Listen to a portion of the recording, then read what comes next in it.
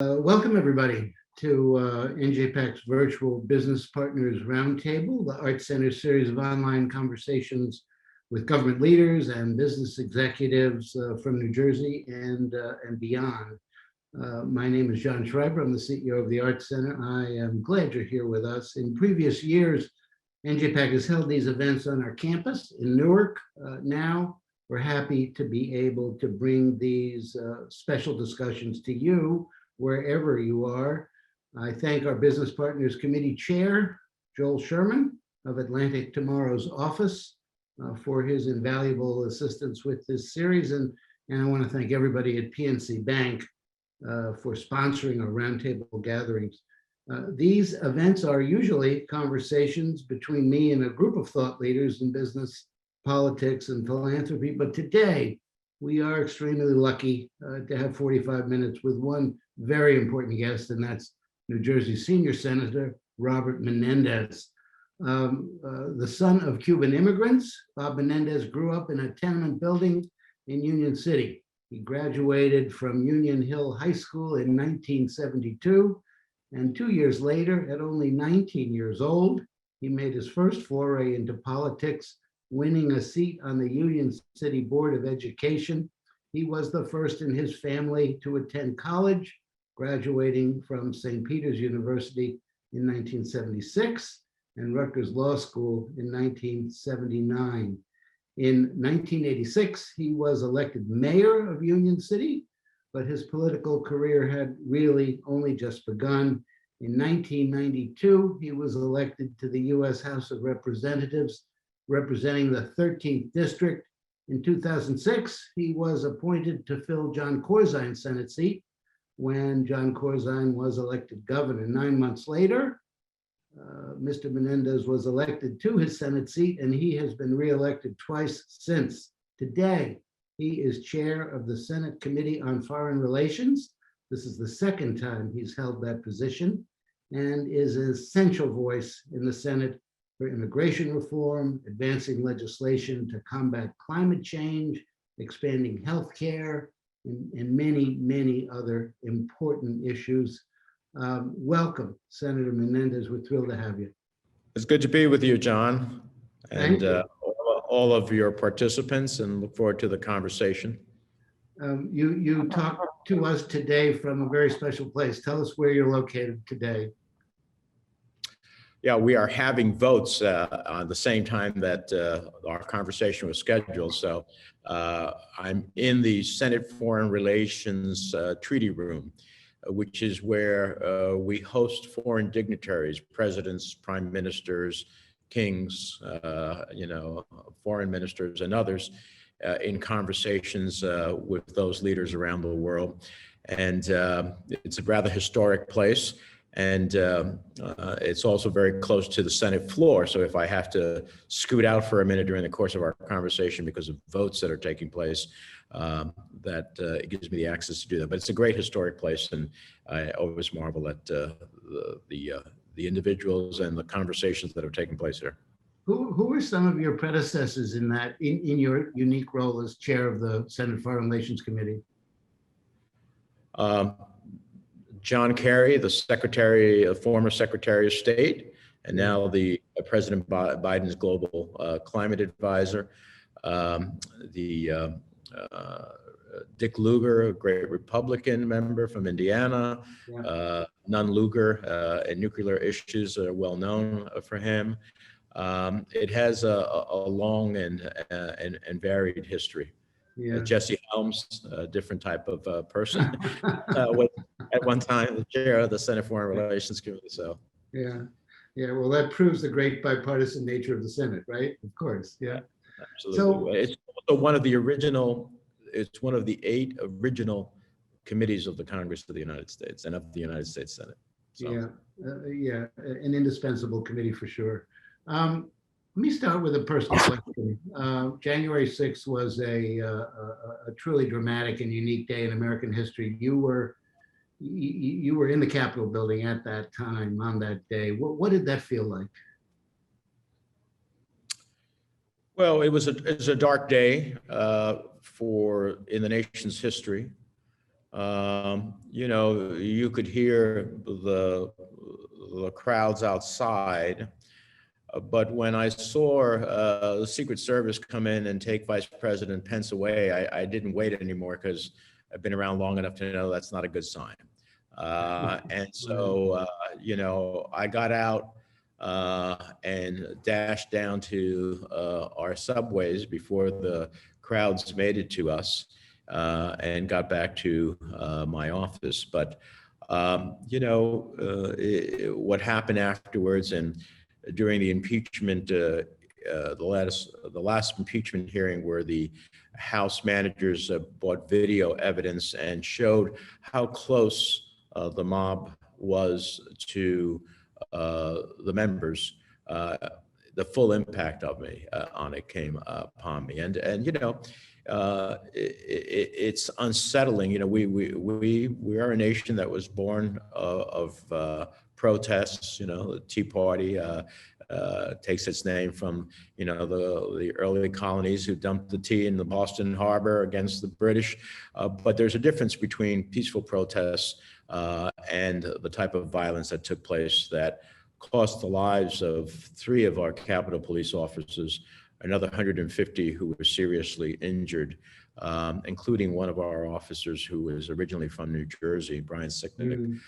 And so it's all to try to stop the rule of law and the process of verifying the election of at that time, President-elect Biden.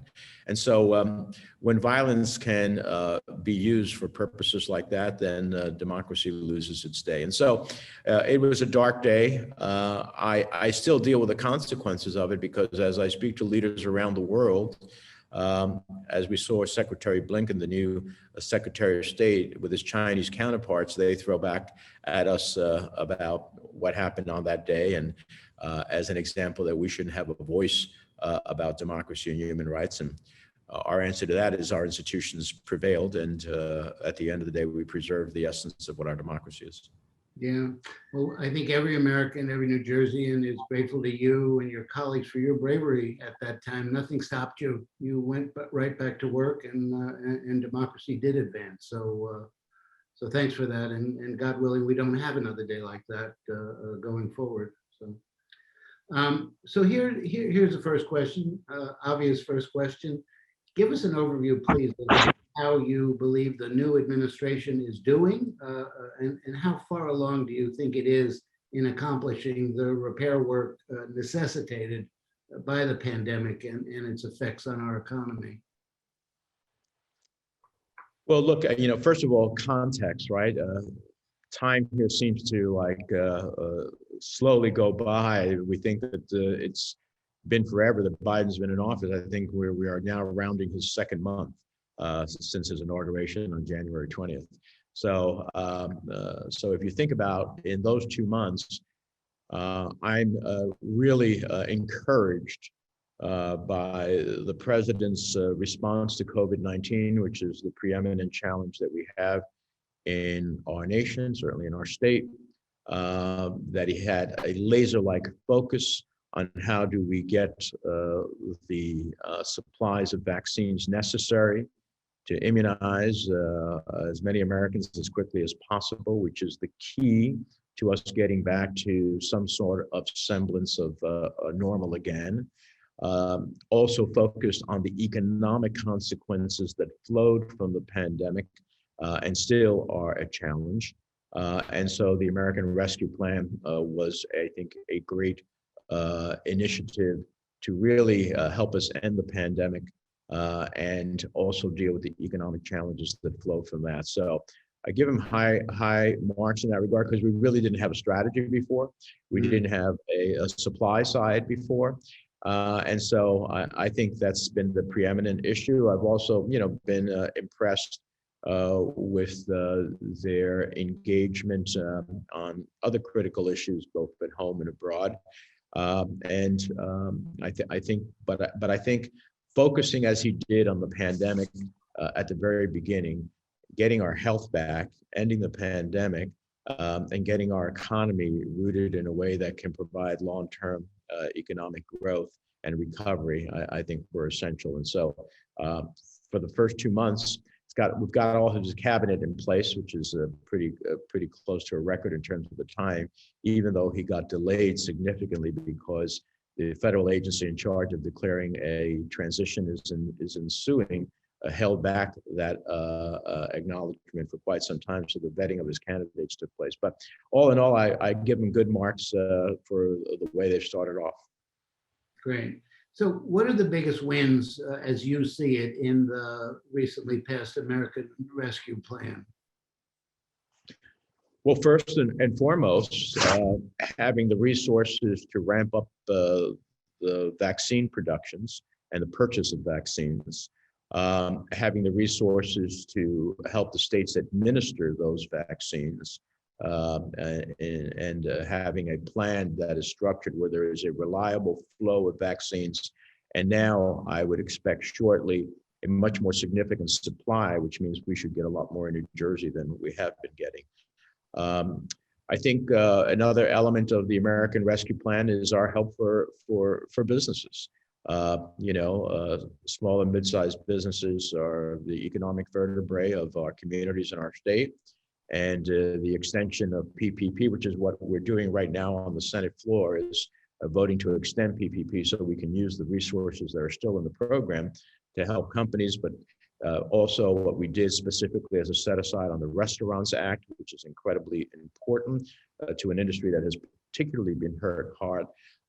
Also, the provisions of law that I authored, the $350 billion that are going to state, county, and local governments, critical as we saw the state, the counties, and local governments be at the front lines of reacting to the highest stages of the pandemic and facing unexpected needs and costs that they did not budget for, and helping them be able to preserve the very essential workforce that we need still as we meet the challenges of ending this pandemic: police, firefighters, emergency management, public health nurses, just to mention a few. The provisions of the law to help us get our schools back open safely, which is really critical to the education of our children and the well-being of a lot of families who had to stay home because they don't have childcare. So there's a lot in the law that will be helpful to New Jersey and to New Jerseyans. The direct payment of $1,400, I think is going to help a lot of people get through some difficult economic times. The provisions that help homeowners be able to make sure they can stay in their home and not lose it, which is the single biggest source of developing wealth for most families. So all of those are part of the American Rescue Plan. And even beyond that, there's a lot more, but I think those are some of the incredible wins. Yeah, I agree with you. And I think it's also really valuable that the president and the vice president are going on the road to cities across the country to explain the benefits of legislation. That, as I understand it, that's something that didn't happen back in 2009 when President Obama passed the Economic Relief Act. So explaining to citizens what's on offer is, I think, really essential. Let me ask you this. You're taking, as I understand it, the lead on the creation of a new immigration bill, which is another priority that this new administration promised to tackle quickly. How is that legislation progressing, and what elements do you hope to see included in the new immigration bill? And finally, can you talk quickly about how fast the Senate might be expected to vote on it? Well, the U.S. Citizenship Act, which is President Biden's bold and aggressive effort to try to deal with a challenge we have had for a long time. For the better part of 20 years between the House and the Senate, I've been seeking immigration reform, including when I was part of the Gang of Eight with the late John McCain, 4 Republicans, 4 Democrats, including myself, that actually passed comprehensive reform in the Senate in 2013, but unfortunately, 67 votes in the Senate, which is hard to do on a controversial issue, went to the House of Representatives. Speaker Boehner and the Republican Congress never gave it a vote. I think if they had, it would have passed, and we wouldn't be in the circumstances we are today. So that was 8 years ago. Mm-hmm. I'm hoping that we can find a pathway forward if not on comprehensive reform, on significant reform. For example, dreamers, young men and women who came to this country through no choice of their own, whose only flag they've ever pledged allegiance to is that of the United States, whose only national anthem they know is the Star-Spangled Banner, whose only country they've ever called home is America, getting them on a pathway finally towards permanent residency and the fulfillment of their dreams, dealing with some of the essential workers that were the very ones that kept us, that helped us be able to get through the pandemic, because when we were being told stay home, the people who were doing the tough jobs in the supply lines, whether it be on food, groceries, in meat packing plants and others, were those essential workers, many of them undocumented. And we should be thinking about them. And also, how do we deal with the business challenges of immigration, whether it be the high-tech industry and the need for more engineers, or some of the H-2B visas, which, for example, deal with seasonal workers, as we have along the Jersey Shore and in our farming communities. So those are all elements of what reform looks like. And you know, I'll just close on this issue by simply, you know, if we don't meet the challenge of reform, it will meet us. And the lack of reform has really created the challenges we have. And when we did this in 2013, the Congressional Budget Office, which is the scoring entity, independent, nonpartisan scoring entity for everything we do in Congress, said that, you know, GDP would rise by several percentage points by the process of immigration reform. The Social Security Fund was buoyed by several $100 billion. The national debt would be reduced by $1.5 trillion over 10 years. Those are incredible economic engines to speak to reform, in addition to doing the right thing, being more humane, and thinking about our economic challenges. When a bill as important as this is up for consideration, what's your timing on bringing a bill like this to vote? Well, you know, the House already passed two major provisions of this: the Dreamers, farm workers, and temporary protected status. So it's now before those bills, at least elements of the overall reform that I'm promoting, are now before the Senate. Of course, in the Senate on legislation, we still have to get 60 votes unless the filibuster is done away with. Right now, that's not the case. Right. So we have to get 60 votes. We have 50 Senate Democrats.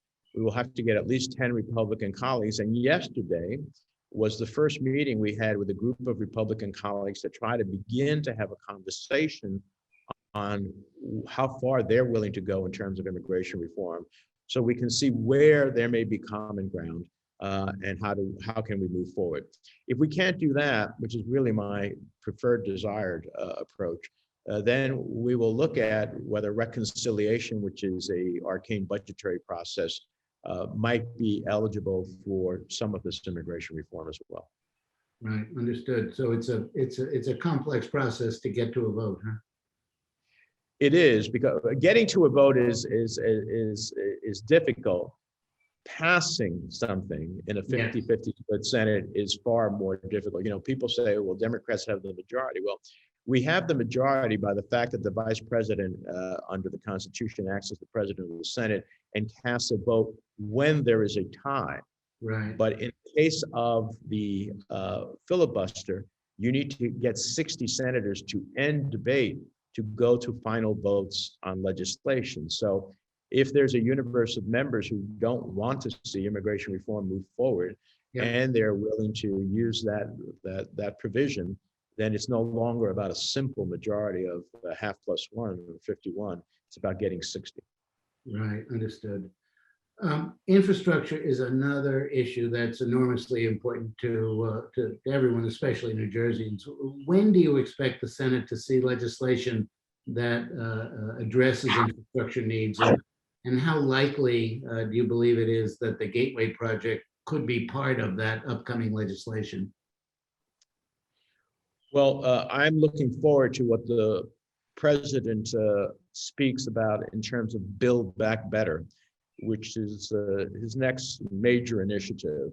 And that will be an infrastructure initiative, but it will be broader than infrastructure as we, you know, have historically defined it, which is about roads and bridges and highways and ports.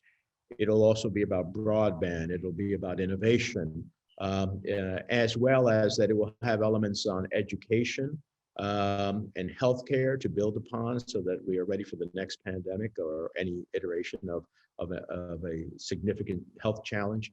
As part of that, I'm looking forward to a significant infrastructure development, and Gateway is definitely going to be part of it. I've already spoken to Secretary Buttigieg. I've talked to the administration. Unlike the last 4 years, they get that this is a project not just of local or regional significance, but this is a project of national significance. Our region generates 20% of GDP for the entire nation, so it is a national economic driver. But if one of those tunnels that were hurt badly by Sandy closes, one of the Trans-Hudson Tunnel closes, it costs us $100 million a day. That's the estimates from it. So we cannot afford that, and we cannot afford the lives of individuals to be disrupted along the entire Northeast corridor from Boston to Washington. Intercity rail travel is incredibly important. This is a linchpin. And the other good news is that we're going to get, I think, fair ratings, which means we'll get good ratings from the federal agencies that rate these projects. We had a great rating before the Trump administration.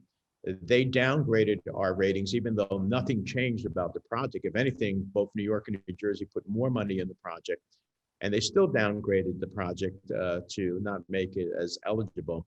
I think we'll get fair and honest ratings, which means there'll be good ratings, and that'll poise us even to existing programs. So I'm very optimistic about finally getting Gateway on track and expedited. And I think it's going to unlock enormous economic potential. It's going to environmentally dramatically improve the quality of air that we collectively breathe. And it's going to enhance capacity. It's not just about replacing the two tunnels, but it's also about then restoring parts of the tunnels that exist, so that we can expand capacity. And I think that's going to be great for businesses and for the region. That's terrific. I'm so happy to hear you're optimistic about it. So you are back for the second time as the chair of the Senate Foreign Relations Committee. What are your priorities as the new chair? What work do you see as particularly important during the first year of the new administration? Well, this is my second time to have the privilege of chairing one of the oldest committees in the Senate, one that has import across the globe, but also back at home. I have always used my time on the committee, and I've been doing foreign policy for 25 years between the House and the Senate, sitting on both the House and Senate Foreign Relations Committee for all of my congressional career, which actually close to 27 years. And so, you know, what I seek to do through the committee's work is to create more allies and less enemies, to create a world that has more peace and prosperity, to ultimately open markets for U.S. goods and services, because when we do that, we all create jobs here at home with the companies that create those goods and services. That we can observe intellectual property globally, which for New Jersey, as an innovation state with our pharmaceutical and high-tech industries, just to mention some, is incredibly important, that the intellectual product that they create, that some others don't come along and purloin it without paying the appropriate compensation. So when I meet with allies around the world and with countries for which aren't necessarily, I wouldn't consider them allies, you know, we have conversations about how to create greater peace and stability in their regions of the world. How do we create more open markets so that their goods and services, but also our goods and services, can be treated fairly? How do we ultimately also have those countries improve their laws and respect for intellectual property rights, recognizing, for example, in the case of India, that as they increasingly have more engineers and develop more of their own, products, they're going to want that intellectual property right for them. And I make that case very often to the Commerce Secretary of India. But it's also about how do we deal with the challenges of a nuclear North Korea? How do we deal with the Middle East and the challenges of an Iran that has huge oil and natural gas reserves, but still wants nuclear power, which many of us are concerned is for nuclear weaponry? How do we deal with the hemorrhaging of 5 million people and have left Venezuela and created a challenge in the hemisphere as they flee from the Maduro regime? And China, which is probably our biggest global challenge. We need the challenge for us with China is that of strategic competition. We need to confront China when it violates international norms, as it's doing with the Uyghurs in Xinjiang, how it abuses Hong Kong, how it threatens Taiwan, how it tries to stop peaceful passage of international shipping in the South China Sea. But we must also compete with China. So if we want to tell countries in the world, you can't use Huawei, which is their 5G company, because they'll subvert your intelligence operations through that technology, then we have to be able to offer them 5G.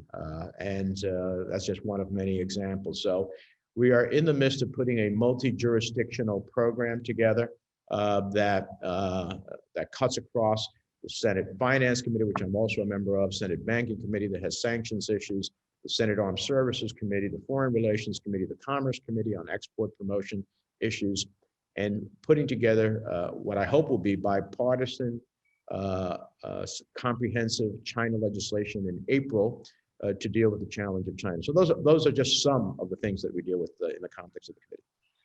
I can't imagine the range of issues that you're obliged to deal with and the challenges you have in prioritizing where to go first. The world is a complicated and messy place, and being obliged to confront all these issues feels like a tremendous challenge. But Lord knows you're up to it, and certainly have the experience to deal with it.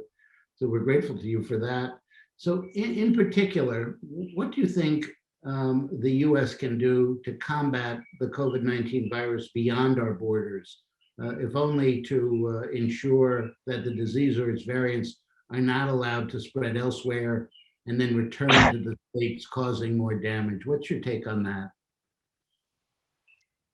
Well, as I've often said to my colleagues here, if there is COVID-19 anywhere, it can be everywhere.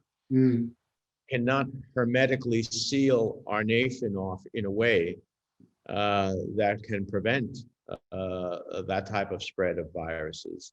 Absolutely. So we have a national interest in helping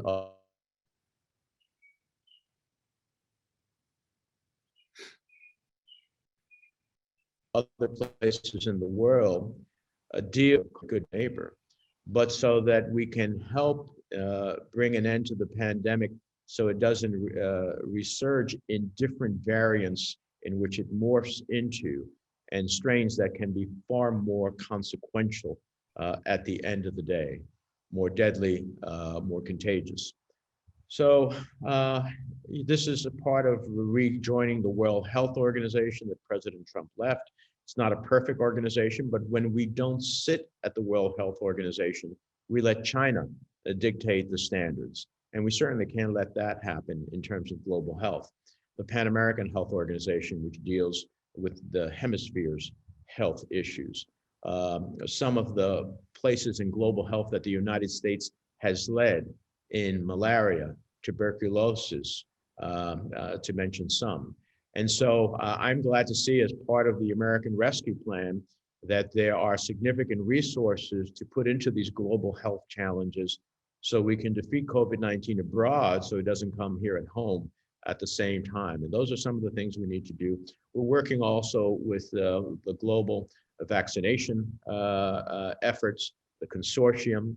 And as we develop more and more vaccines that take care of the American population, then I look forward to being able to see those companies, most of which are American, be able to sell those vaccines and provide them in other parts of the world as a way in which we meet that challenge. Great. So with the members of the Senate so evenly split, as you just said, between the two parties, there's been a lot of talk, of course, about bipartisanship, about the Senate tradition of comity. And can you talk about how to advance bipartisanship at a time when the country and the Senate seems so sharply divided?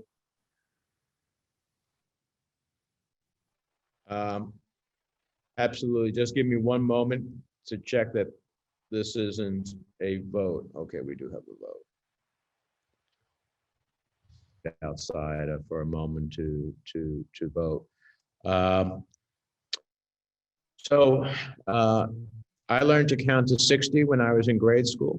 And as we talked about earlier in the context of immigration reform, 60 is the magic number you need in the Senate to break a filibuster and to be able to move forward on some very significant but tough issues. Yeah. My career here in the Senate has been one of bipartisanship.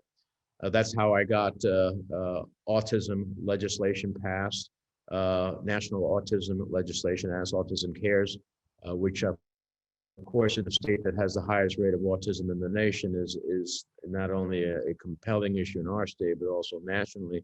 And I got the Republican senator of Wyoming to join me. We don't agree on many other things, but on this we did, and we found common ground and made it law. I worked with the late John McCain. I've worked with Lindsey Graham on national security issues. That's how we got Russia sanctions done when they invaded Ukraine and annexed Crimea and continued to violate international law.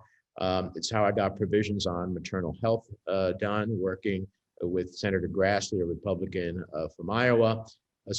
I always find the way in which I listen to my colleagues, I find out elements of what they're interested in, for which I have common ground with, and work on those elements of common ground. Now, having said that, it does take two to tango.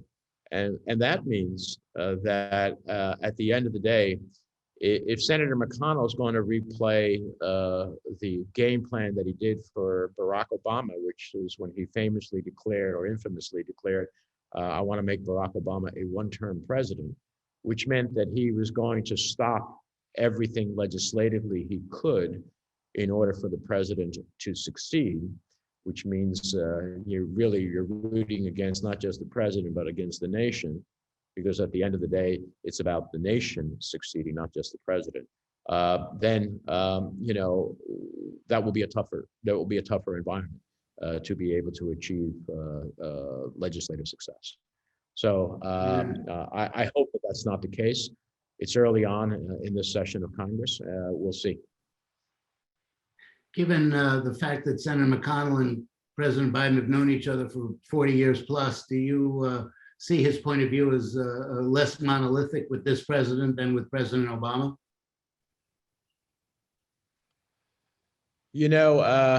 I hope so. And I think President Biden believes so. But Senator McConnell is, when it comes to the politics of how to either get the majority or stay in the majority, I'm not quite sure that those relationships necessarily mean that much. He's strategically, it has worked for him in the past to stop progress when Democrats are in a position of leadership, whether that be in the White House or whether that be in the Senate. And so I hope he doesn't repeat the game plan, and I hope there can be, at least on some significant things, bipartisanship. But, by way of example, we supported every provision of relief from the pandemic under President Trump, every Democrat. Right. When it came to supporting relief under the President Biden's plan, not one Republican joined us. That's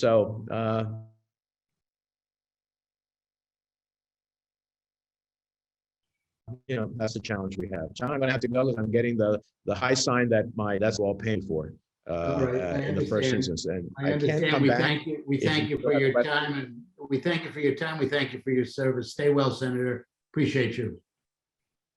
Thank you. Stay well, everybody. Appreciate it.